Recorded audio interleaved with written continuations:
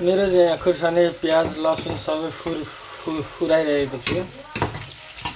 आज चाहिँ मैले बङ्गुरको मासुको रेसिपी बनाउन गइरहेको छु। हेर्दै जानु होला तपाईँहरू सम्पूर्णले। अब चाहिँ मेरो प्याज लगभग ब्राउन कलरको फुलिसकेको छ। अब म यहाँ नुन बेसार अजिनोमोटो हाल्न चाहिँ गइरहेको छु। अब चाहिँ मैले यहाँ अजिना हाल्न लागिरहेको छु। अजिनोमोटो लेखिरहेको छ, अजिना हाल्न लागिरहेको छु। अजिना पनि थोरै म स्केलले हाल्छु।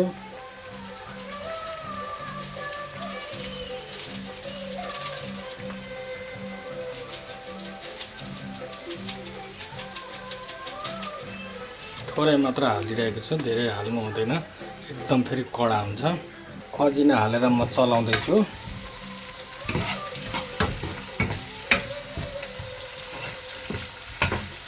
त्यसै गरी म यहाँनिर नुन रहेको छ, नुन स्वाद अनुसारको नुन हाल्न लागिरहेको छु।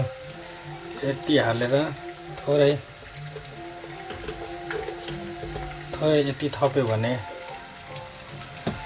लाग्नेछ।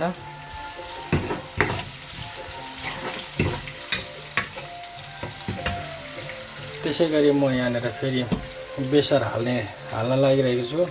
बेसार चाहिँ ठिक्क हाल्नुपर्छ, नत्र भए धेरै कडा हुन्छ। यति हालिसकेपछि म चलाउन गइरहेको छु। चलाएर अब चाहिँ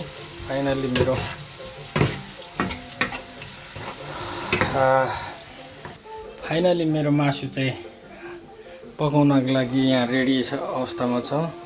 यो चाहिँ 250 ग्राम मासु रहेको छ। मैले मासु हाल्न लागिरहेको छु। त्यसै गरी म मासुलाई चलाउन गइरहेको छु। मासु एकदम ठुल्ठुलो पिस राम्रो हुन्छ, सानो पिस पनि राम्रो हुँदैन। यतिको पिस मासु बनाउँदाखेरि एकदम राम्रो हुन्छ।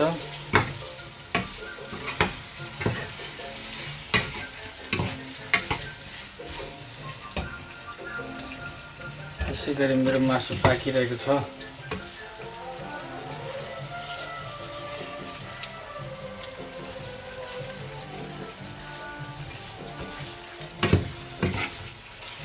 यसरी मासु हालेर चलाउनु पर्छ।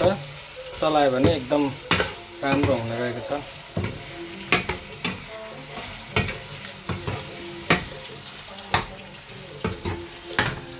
मासु पकाउने कुकको पनि थोरै फेस हेर्नु होला। अहिले यहाँ मासु पकाइरहेको छ। एकदमै गर्मी बढेको छ। एकदमै तयारी अवस्थामा मासु पकाउने काम भइरहेको छ। बङ्गुरको मासु एकदम, मासु पनि एकदम राम्रो देखिरहेको छु मैले।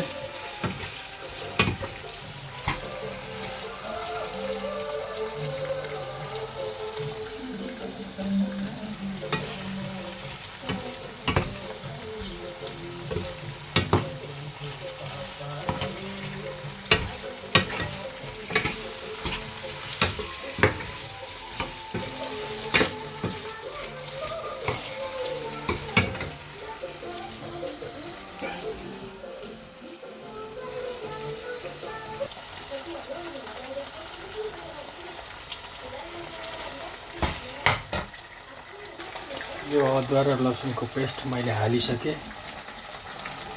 अब यहाँ मासु एकदम पाक्ने अवस्थामा छ, पाकिरहेको छ।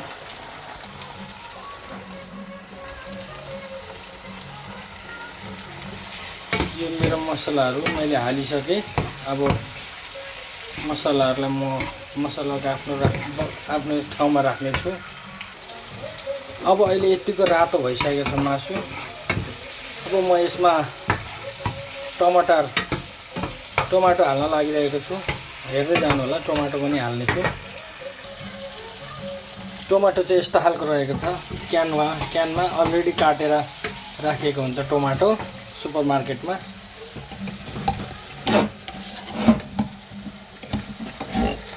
यस्तो हुन्छ टमाटर चाहिँ, यसरी हालिन्छ। धेरै पनि हाल्नु हुँदैन, धेरै अमिलो हुन्छ। अब टमाटर हालेर चलाउनु पर्छ। मैले चलाएँ,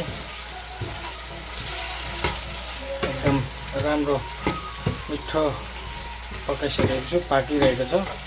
अब म यो टमाटरलाई आफ्नो स्थानमा राख्न लागिरहेको छु।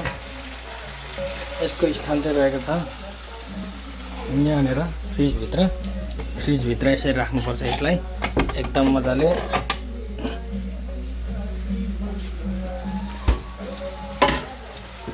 अब चाहिँ मासु सबै मरमसलाहरू हालिसकेको छु मैले मासुमा। अब यहाँनिर साग हाल्नु बाँकी छ, लास्टमा साग अन्तमा हाल्ने हो सागलाई।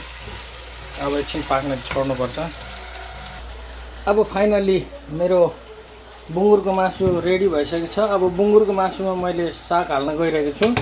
साग देख्न सक्नुहुनेछ, एकदम हरियो साग।